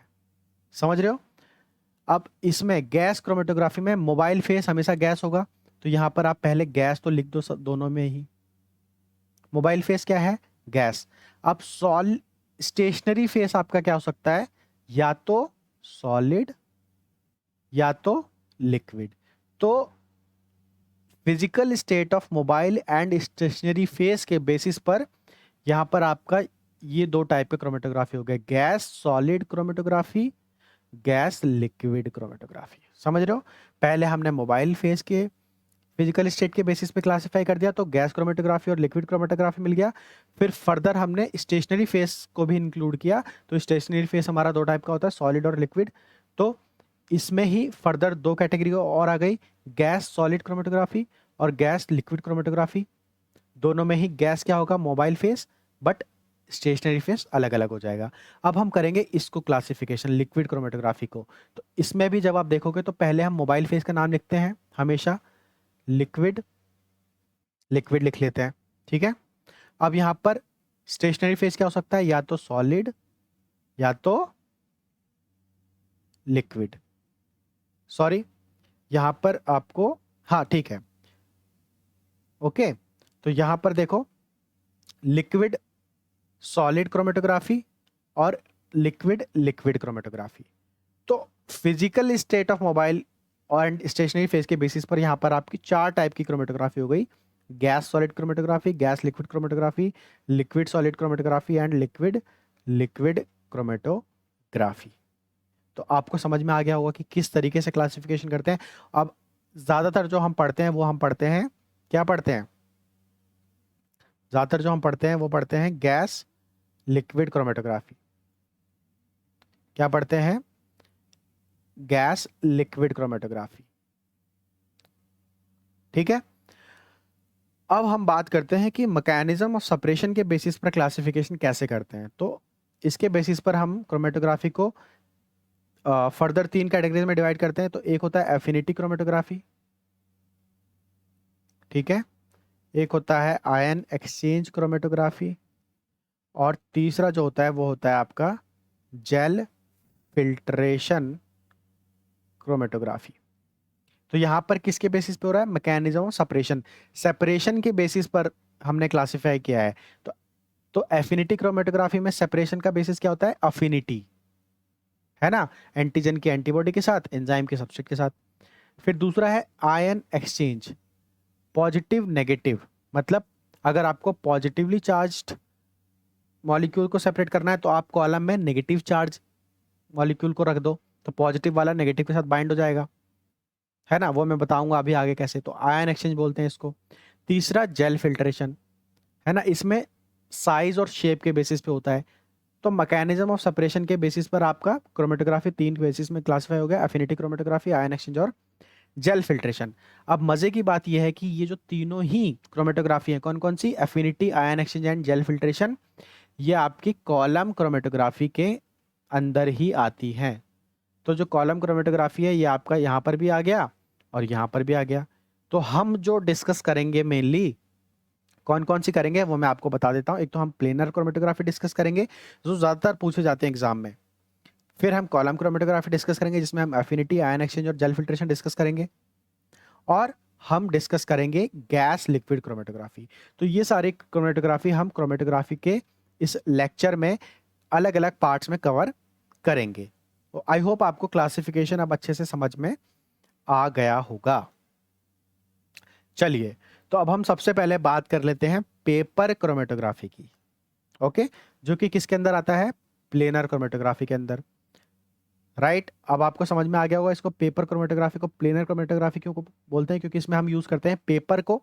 और पेपर क्या होता है, प्लेनर सरफेस की तरह होता है ना, क्योंकि खुला हुआ होता है, किसी कॉलम में नहीं होता, इसलिए इसको बोला जाता है ओपन बेड क्रोमेटोग्राफी। याद रखना, बेड से मतलब यहाँ पर जो हम बीड्स यूज करते हैं, जो हम सॉलिड मटेरियल यूज करते हैं एज ए स्टेशनरी फेस, उसको रिप्रेजेंट करता है ये बेड, ठीक है। तो जैसे आपने अपने कॉलेज में, स्कूल में, है ना, ज्यादातर हमको प्लेनर क्रोमेटोग्राफी ही कराई जाती है, या तो पेपर या तो थिन लेयर क्रोमेटोग्राफी ज्यादातर, राइट। तो पेपर क्रोमेटोग्राफी हम में से बहुत सारे लोग करते हैं, ऑलमोस्ट 99% बच्चे पेपर क्रोमेटोग्राफी कर कर आते ही हैं। तो उसका सेटअप आप सबको पता होगा, है ना। उसमें हम क्या करते हैं, एक कंटेनर लेते हैं ऐसा, राइट, आपको थोड़ा थोड़ा याद आ जाएगा अभी। कंटेनर लेते हैं, कंटेनर में क्या करते हैं हम, यहाँ पर सॉल्वेंट रखते हैं अपना, वो ऑर्गेनिक सॉल्वेंट हो सकता है या नॉन इनऑर्गेनिक सॉल्वेंट हो सकता है, डिपेंड करता है कि आप क्या सेपरेट करना चाहते हो, राइट। तो ये क्या हो गया आपका, यहाँ पर सॉल्वेंट होता है, आप सबको पता है, ओके। फिर यहाँ पर आप क्या करते हो, इसमें पेपर रखते हो, एक क्या रखते हो, एक पेपर यहाँ पर ऐसे हैंग करके रखते हो। कहीं कहीं पर हम इस कंटेनर के सपोर्ट में भी ऐसे करके पेपर को खड़ा कर देते हैं, बट ऐसे रखना चाहिए लटका के, है ना, क्योंकि पेपर कभी कभी जब ऐसे खड़ा करके रखते हो तो वो डिप हो जाता है उसमें और आपका एक्सपेरिमेंट ख़राब हो जाता है। ठीक है, तो हम हमेशा ज़्यादातर अच्छा क्या माना जाएगा कि जब आप पेपर को ऐसे अटैच ऊपर से हैंग करके रखोगे, राइट, यहाँ पर आप क्लिप लगा के इसको हैंग कर सकते हो। ठीक है, ओके। फिर यहाँ पर याद है आपको, आप यहाँ पर एक स्टार्ट लाइन बनाते थे, है ना, स्केल से, याद है, इसको क्या बोलते हैं, स्टार्ट लाइन। ओके, और इस स्टार्ट लाइन के सेंटर में बिल्कुल मिडल में आप क्या करते थे, अपना सैंपल का एक ड्रॉप पुट करते थे, है ना। आप याद करने की कोशिश करो, कॉलेज में आपको क्या करवाया जाता था, आप एक ग्रुप को बोला जाता था, 3-4 ग्रुप बनाए दिए जाते थे, और एक ग्रुप को बोला जाता था जाओ बेटा नीचे से गार्डन में से क्या लेके आओ, प्लांट की लीव्स लेके आओ, क्या लेके आओ, है ना, लीव्स लेके आते थे आप बहुत सारी जमा कर करके, और कुछ बच्चे तो वहीं रह जाते थे, लीव्स लेने के बहाने जाते थे और वहीं रह जाते थे, आते थे आराम से घूम के आधे पौने घंटे में, है ना। आप में से ऐसा कोई करता होगा। ठीक है, तो लीव्स लेके आते थे, फिर हम उसका क्या बनाते थे, एक्सट्रैक्ट बनाते थे, जैसा किया किसने किया था, स्वेट भाई साहब ने किया था अपने सबसे पहले एक्सपेरिमेंट में। एक्सट्रैक्ट बनाने के बाद मोटर पेस्टल से बनाते थे आप उसको, है ना, बिल्कुल पेस्ट बना के, फिर वहां से आप क्या करते थे, फिल्टर करके क्या निकाल लेते थे, एक्सट्रैक्ट निकाल लेते थे, और फिर आप उस एक्सट्रैक्ट को पाइपेट की हेल्प से या ड्रॉपर की हेल्प से यहां पर पुट करते थे, याद है। ओके, तो ये पेपर क्रोमेटोग्राफी का सेटअप इस तरीके से होता है, राइट। अब यहां पर मैं आपसे 2 क्वेश्चन पूछने जा रहा हूं, आपने बहुत पेपर क्रोमेटोग्राफी की है, राइट। तो क्वेश्चन ये है कि पेपर क्रोमेटोग्राफी में स्टेशनरी फेस क्या होता है, स्टेशनरी फेस क्या होता है, और मोबाइल फेस क्या होता है। अब ये क्वेश्चन बहुत ही बेसिक है ना, बहुत सारे लोगों को इसका आंसर पता होगा और बहुत सारे लोगों को नहीं पता होगा। अब यहाँ पर मैं आपको एक बात बता दूं कि ज़्यादातर जब मैं बच्चों से पूछता हूँ कि पेपर क्रोमेटोग्राफी में स्टेशनरी फेस क्या होता है, तो आंसर मुझे मिलता है कि सर स्टेशनरी फेस पेपर होता है। अच्छा, और मोबाइल फेस क्या होता है, तो जो सॉल्वेंट हम ले रहे हैं वो होता है ज़्यादातर केसेस में। अगर आप भी ऐसा सोचते हैं कि जो स्टेशनरी फेस पेपर होता है, आपको भी आज तक ऐसा लगता होगा कि अगर स्टेशनरी फेस पेपर होता है, तो आप क्या है, आप हैं गलत, you are absolutely wrong. Stationary phase is not paper. तो अब पेपर जब स्टेशनरी फेस नहीं हो तो क्या है, तो बताओ एक बात मेरे को कि पेपर किससे बनता है। मैं आपको बताता हूँ स्टेशनरी फेस एक्चुअल में होता क्या है। पेपर आपका किससे बनता है, कहाँ से आता है, कहाँ से आता है, बोलते हैं ना कि कम से कम पेपर यूज करो, है ना। क्यों, क्योंकि एक पेपर को बनाने के लिए कुछ पेड़ काटे जाते हैं, है ना, पेड़ कटते हैं, पेड़ से लकड़ियां आती है, वहां से पेपर बनता है, सुना होगा आपने, है ना। तो पेपर कहाँ से आ रहा है, एक तरीके से वुड से आ रहा है ना, ट्रीज से आ रहा है, राइट। तो उसमें क्या होता है, वुड में क्या होता है भाई, उसमें होता है सेल्यूलोज, पता है ना आपको, सेल्यूलोज होता है किसमें, लकड़ी में क्या होता है, सेल्यूलोज होता है, ट्रीज में क्या होता है, सेल्यूलोज होता है। तो सेल्यूलोज क्या होता है, एक पॉलीसेकेराइड होता है, क्या होता है, पॉलीसेकेराइड। पॉलीसेकेराइड क्या होता है, जो पॉलीमर होता है मोनोसेकेराइड का, है ना, ग्लूकोज का पॉलीमर होता है क्या, सेल्यूलोज। तो पेपर किससे बना है, वुड से या ट्रीज से, राइट। ट्रीज में क्या था, सेल्यूलोज। तो जब ट्रीज में सेल्यूलोज हो तो पेपर में भी क्या होगा, सेल्यूलोज होगा पेपर में भी। ओके, और सेल्यूलोज क्या है, पॉलीसेकेराइड है ना, बहुत सारे ग्लूकोज से मिलके बना होता है ये पॉलीसेकेराइड, याद है पॉलीसेकेराइड के बारे में। इस तरीके से सेल्यूलोज एक ब्रांच्ड पॉलीसेकेराइड होता है, क्या होता है, ब्रांच्ड पॉलीसेकेराइड। तो जो इसके बीच बीच में जो खाली स्पेस होता है ना, इसमें क्या होता है, मॉइस्चर एक्यूमुलेट हो जाता है, क्या हो जाता है, मॉइस्चर। मॉइस्चर क्या होता है आपका, वाटर, H2O, राइट, समझ रहे हो इस चीज को। तो ये जो H2O होता है, ये जो मॉइस्चर होता है, ये जो H2O होता है, वाटर मॉलिक्यूल्स, ये होता है आपका स्टेशनरी फेस, समझ रहे हो इस चीज को, ना कि पेपर। तो आज के बाद कभी किसी को गलती से मत बोलना कि पेपर क्रोमेटोग्राफी में पेपर स्टेशनरी फेस होता है, नहीं, गलत होता है ये। स्टेशनरी फेस क्या होता है, जो पेपर के अंदर जो सेल्यूलोज है, सेल्यूलोज में जो मॉइस्चर है एक्यूमुलेटेड, वाटर मॉलिक्यूल्स हैं, वो होते हैं आपके क्या, स्टेशनरी फेस। अब आपको समझ में आया होगा। अगर ये कंसेप्ट आपको पहले पता नहीं था, आज पता चला, तो नीचे कमेंट बॉक्स में आप लिखकर बता सकते हैं, है ना। तो मुझे पता चलेगा कि किस किस को पता था, किस किस को नहीं पता था, है ना। राइट। तो चलो आगे चलते हैं थोड़ा सा। अब यहाँ पर आपको ये पता चला कि पेपर क्रोमेटोग्राफी में स्टेशनरी फेस क्या होता है भाई। स्टेशनरी फेस होता है हमारा H2O, वाटर मॉलिक्यूल्स। अब एक बात बताओ, वाटर कैसा होता है, उसका नेचर क्या होता है, पोलर। क्या होता है, पोलर। तो यहाँ पर स्टेशनरी फेस क्या हो गया आपका, एक तरीके से पोलर हो गया। तो जब मैंने बोला था कि हमेशा जो फेसिस आप लेते हो वो इमिसिबल होने चाहिए, एक दूसरे के साथ मिक्स नहीं होने चाहिए। तो जो मोबाइल फेस आप लोगे वो ऑटोमेटिकली कैसा लोगे आप, नॉन पोलर। समझ रहे हो, तभी तो इमिसिबल होंगे, है ना। तो यहाँ पर पेपर क्रोमेटोग्राफी के केस में स्टेशनरी फेस क्या होता है, पोलर होता है। मोबाइल फेस क्या होता है, नॉन पोलर होता है। समझ रहे हो इस चीज को, है ना। तो ये आपको पेपर क्रोमेटोग्राफी समझ में आ गई होगी, राइट। ओके। अब इसके बाद यहां पर कुछ चीजें हैं जो क्लियर मैं आपको कर दूं। तो जो पेपर होता है वो होता है आपका सिर्फ एक सपोर्ट।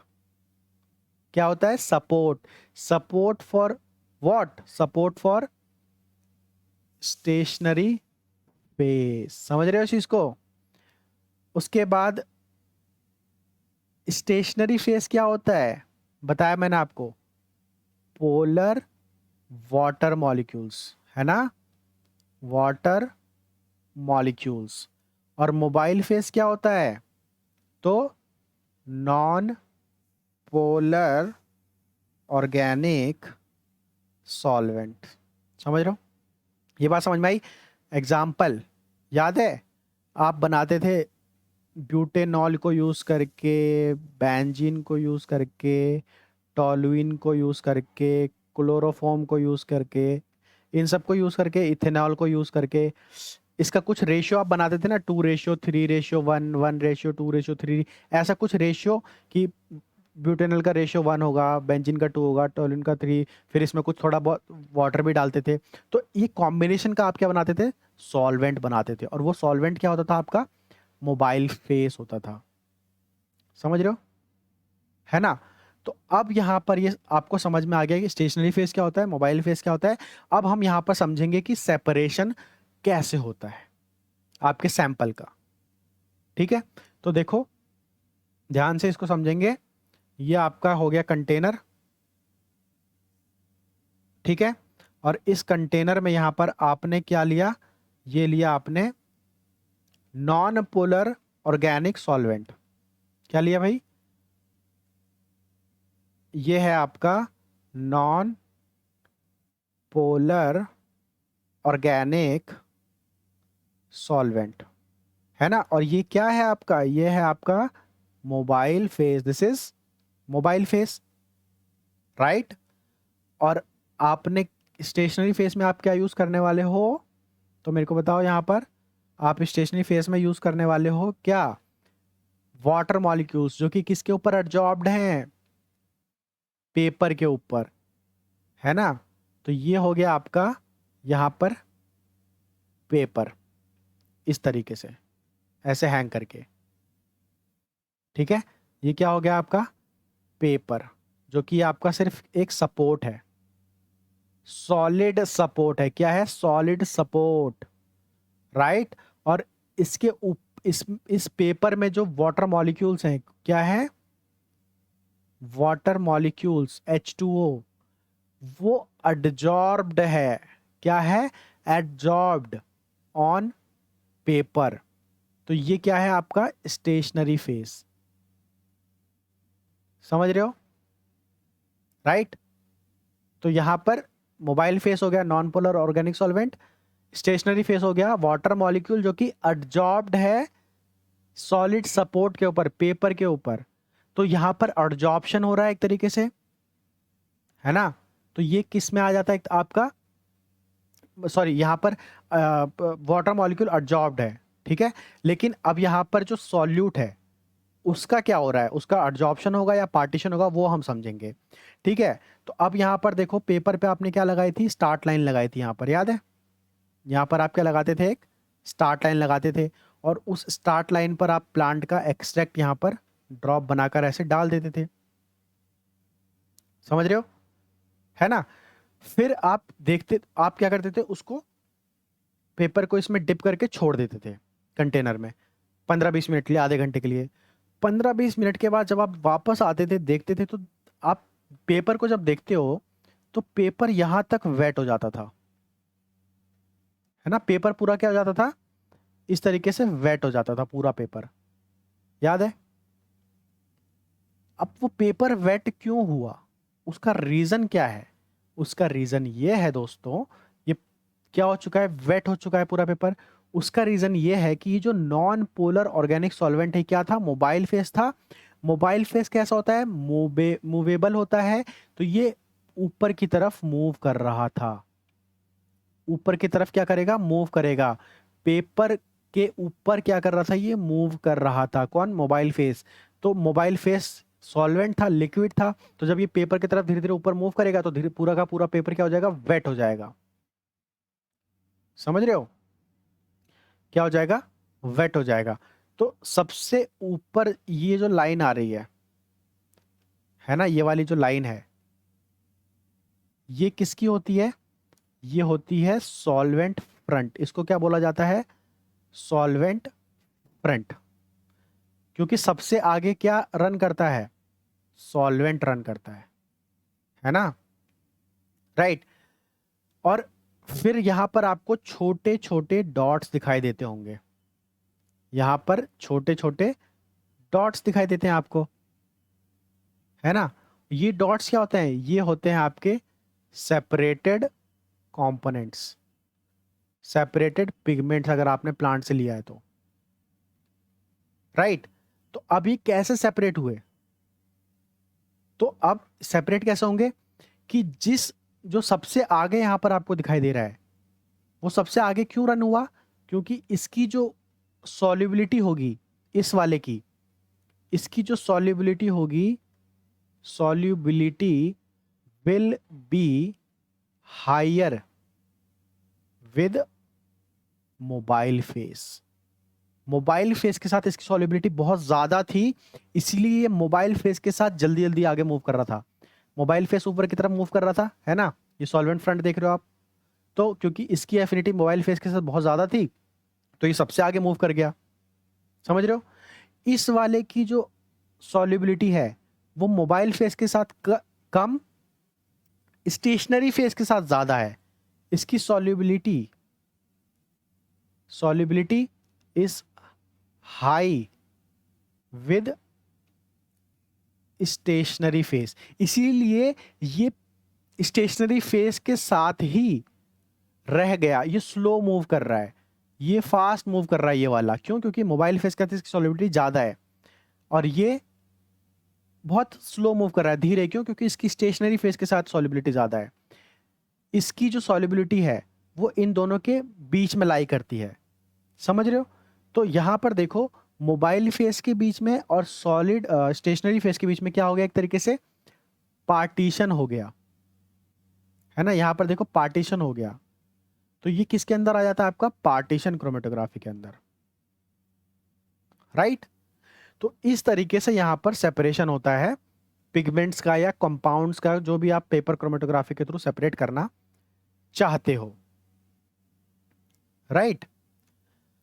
अब हम चलते हैं आगे, है ना, बात करते हैं थिन लेयर क्रोमेटोग्राफी की। तो थिन लेयर क्रोमेटोग्राफी में देखो क्या होता है कि एक टीएलसी प्लेट्स आती हैं, ऐसी पतली पतली ना, बहुत पतली पतली प्लेट्स आती हैं, ओके।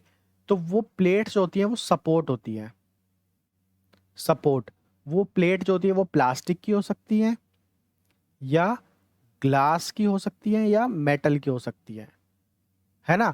तो यहां पर हमने थिन लेयर क्रोमेटोग्राफी में क्या किया, पेपर को रिप्लेस कर दिया प्लास्टिक की पतली सी प्लेट से, या ग्लास या मेटल की प्लेट से, क्योंकि ये थोड़ी ज़्यादा रिलायबल है और ज़्यादा स्ट्रॉन्ग है, ये ज़्यादा डिप नहीं हो जाती। जैसे पेपर कभी कभी आप कंटेनर में रखते थे तो वो पेपर डिप हो जाता था, बट इसको आप रखोगे तो ये वैसे ही के वैसे ही स्टैंड बाय पोजिशन में रहे स्टैंडिंग पोजिशन में रहेगी।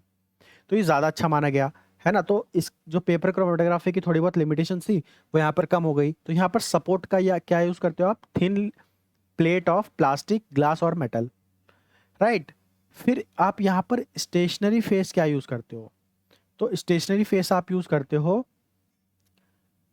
Thin layer of silica gel और एल्यूमिना जेल, राइट। ये जो सपोर्ट है आपका प्लास्टिक का या मेटल का या ग्लास का, उसके आप ऊपर क्या करते हो, बहुत पतली कोटिंग करते हो। थिन लेयर ऑफ कोटिंग होती है किसकी, या तो सिलिका जेल की या तो एल्यूमिना जेल की। तो ये तो सपोर्ट है, इसके ऊपर जो आपने कोटिंग की है very thin layer of silica gel और एल्यूमिना जेल, वो है आपका स्टेशनरी फेस। ओके। और जो मोबाइल फेस है, मोबाइल फेस क्या होगा आपका, यहाँ पर मोबाइल फेस होगा आपका वही नॉन पोलर ऑर्गेनिक सॉल्वेंट, जो कि आप पेपर क्रोमेटोग्राफी में यूज करते हो। बाकी सारा प्रोसीजर, मैकेनिज्म, प्रिंसिपल पेपर के जैसा ही होता है, बस यहाँ पर एक जो छोटा सा डिफरेंस था वो सपोर्ट चेंज हो जाता है और स्टेशनरी फेस चेंज हो जाता है। ओके। तो ये छोटा सा डिफरेंस था पेपर क्रोमेटोग्राफी और थिन लेयर क्रोमेटोग्राफी के बीच में। तो यहाँ पर हमारा प्लेनर क्रोमेटोग्राफी कंप्लीट होता है। अब लास्ट जो हमारा है टॉपिक आज का वो है रिलेटिव फ्रंट, है ना। कि पेपर क्रोमेटोग्राफी में जो रिलेटिव फ्रंट होता है वो क्या होता है, उसको आप कैसे कैलकुलेट करते हो। तो यहां पर देखो, सबसे पहले तो रिलेटिव फ्रंट की डेफिनेशन आप यहां पर समझो कि जो रिलेटिव फ्रंट होता है इट इज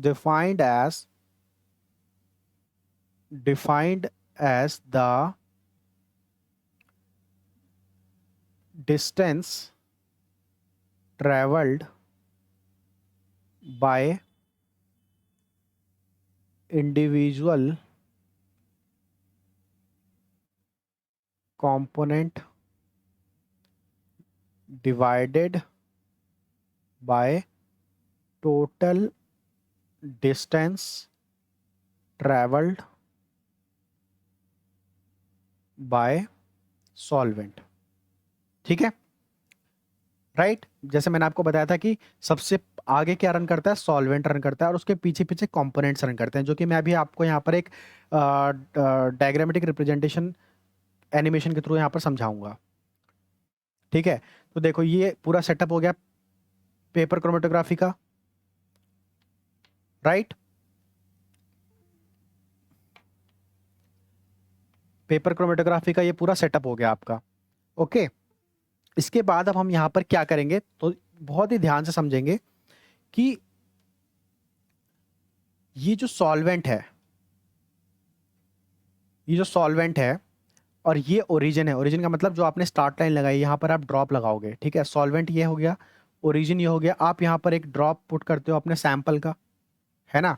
अब जब सैंपल पुट करने के बाद आप इसको इसमें डिप करके, सॉल्वेंट में डिप करके छोड़ देते हो, तो थोड़ी देर बाद आप क्या देखते हो, पूरा का पूरा पेपर वेट हो गया, है ना। इस तरीके से यहाँ तक ये पूरा पेपर वेट हो जाता है। तो मतलब यहाँ तक ये सॉल्वेंट, ये वाला जो सॉल्वेंट है यहाँ तक रन कर जाता है, तो इसको बोला जाता है सॉल्वेंट फ्रंट। तो मान लो कि ये 5 सेंटीमीटर रन किया है सॉल्वेंट फ्रंट, कितना किया है, 5 सेंटीमीटर। ओके। और जो इस सैंपल में से जो कंपोनेंट सेपरेट होते हैं वो इस तरीके से पीछे पीछे चलते हैं। ओके, है ना। तो यहाँ पर जो सॉल्वेंट होता है वो सबसे आगे रन क्यों होता है, इसका रीजन भी समझ लो फटाफट। तो देखो जो सॉल्वेंट है वो कैसा है, नॉन पोलर। ओके। और जो ये जो आपका स्टेशनरी फेस है वो कैसा है, पोलर, राइट। तो पोलर और नॉन पोलर के बीच में तो एक रिपल्सन होता है ना, कभी भी एक दूसरे के साथ नहीं रह सकते। तो ये पेपर के साथ कभी भी, पेपर में जो पोलर मॉलिक्यूल्स है उसके साथ कभी भी नॉन पोलर सॉल्वेंट कभी भी अडजॉर्ब नहीं होगा या अटैच नहीं होगा, बाइंड नहीं होगा, वो फटाफट फटाफट आगे मूव करेगा इसको छोड़ के, राइट। इसलिए सबसे आगे मूव करता है। लेकिन जो ये हमारे कंपोनेंट्स है ये हमेशा सॉल्वेंट फ्रंट से नीचे रहते हैं, है ना? क्यों? क्योंकि सबकी अलग अलग अफिनिटी होती है। किसी की मोबाइल फेस के साथ मतलब ऑर्गेनिक ये सॉल्वेंट के साथ ज़्यादा अफिनिटी होगी तो ये ज़्यादा आगे मूव करेगा। बी की कम थी मोबाइल फेस के साथ सॉल्युबिलिटी तो ये कम मूव किया। ए की मोबाइल फेस के साथ सॉल्युबिलिटी बहुत ही कम थी। ए की सॉल्युबिलिटी सबसे ज़्यादा किसके साथ होगी? स्टेशनरी फेस के साथ, इसलिए ये सबसे पीछे मूव कर रहा है। ठीक है, अब यहाँ पर देखो सॉल्वेंट फ्रंट का आपने डिस्टेंस कैलकुलेट कर लिया 5 सेंटीमीटर। उसी तरीके से आप क्या करते हो, याद होगा अगर आपको, तो सबका आप कैलकुलेट करते हो कि ये जो डॉट, जितने भी डॉट्स आपको दिखते हैं आप सबका डिस्टेंस कैलकुलेट करते हो। तो मान लो ए का आया 2 सेंटीमीटर, बी का आया 3 सेंटीमीटर और सी का आया 4 सेंटीमीटर, है ना? तो यहाँ पर आप क्या करोगे, रिलेटिव फ्रंट निकालोगे, है ना? तो जिसको आप रिप्रेजेंट डिनोट करते हो आर एफ से। ओके, तो इसका जो फॉर्मूला होता है वो होता है डिस्टेंस ट्रेवल्ड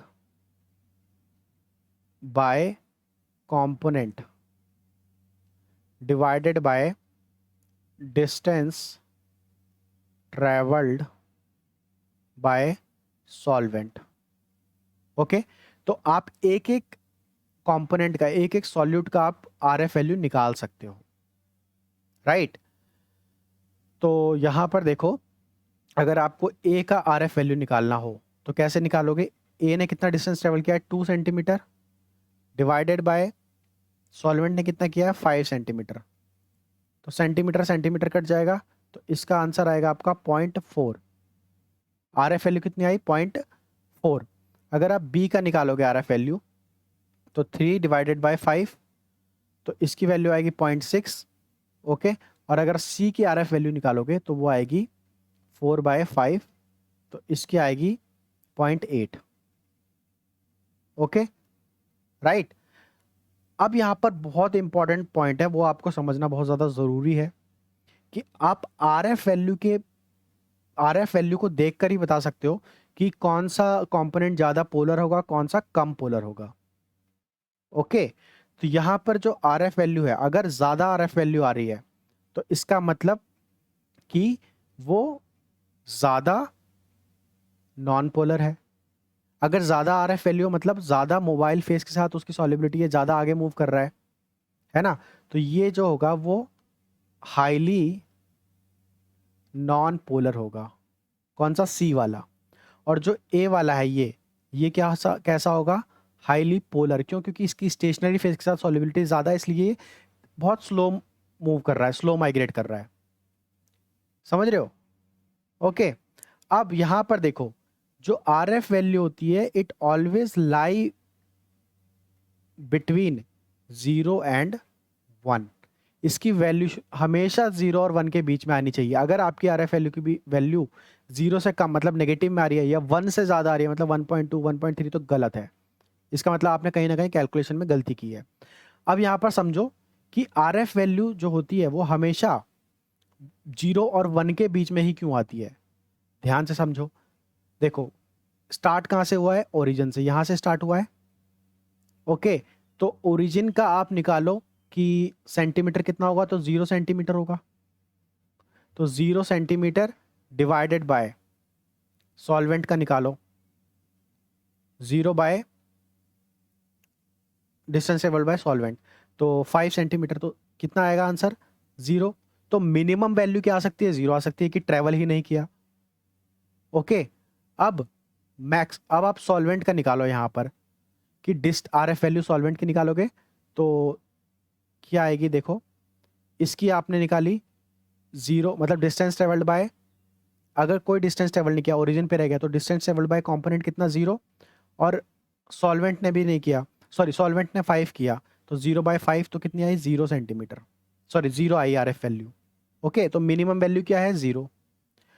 अगर आप इसकी निकालो मैक्सिमम वैल्यू क्या आ सकती है, आर एफ वैल्यू मैक्सिमम क्या आ सकती है, तो डिस्टेंस ट्रेवल्ड बाय कंपोनेंट, यहाँ पर कंपोनेंट भी क्या है? सॉल्वेंट है, हम सॉल्वेंट की निकाल रहे हैं, तो 5 सेंटीमीटर। कंपोनेंट भी सॉल्वेंट है यहाँ पर क्योंकि हम सॉल्वेंट की निकाल रहे हैं। डिस्टेंस ट्रेवल्ड बाय सॉल्वेंट, तो सॉल्वेंट की भी 5 सेंटीमीटर है, तो इसका वैल्यू क्या आएगा? 1। तो मैक्सिमम आर एफ वैल्यू कितनी आएगी?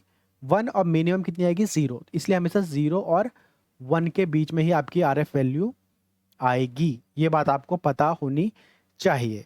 ओके, तो आज के लेक्चर में इतना ही। आई होप आपको जो बेसिक इंट्रोडक्शन, क्लासिफिकेशन और प्लेनर क्रोमेटोग्राफी के बीच बारे में मैंने आपको समझाया वो अच्छे से समझ में आया होगा। ओके, तो अगर अच्छी लगी वीडियो तो आप लाइक कर सकते हैं, नीचे कमेंट बॉक्स में लिखकर बता सकते हैं कि आपको आज की वीडियो कैसी लगी। अगर चैनल पे फर्स्ट टाइम थे तो सब्सक्राइब कर लीजिए, बेल का आइकन प्रेस कर दीजिए ताकि आगे आने वाली वीडियोस की नोटिफिकेशन आप तक पहुंच जाए। वीडियोस को शेयर कीजिए अपने सर्कल में जितना ज़्यादा हो सकता है ताकि हम ज़्यादा से ज़्यादा स्टूडेंट्स तक पहुंच पाएँ। मिलेंगे नेक्स्ट वीडियो में, तब तक के लिए अपना ख्याल रखिए, पढ़ते रहिए। Thank you so much.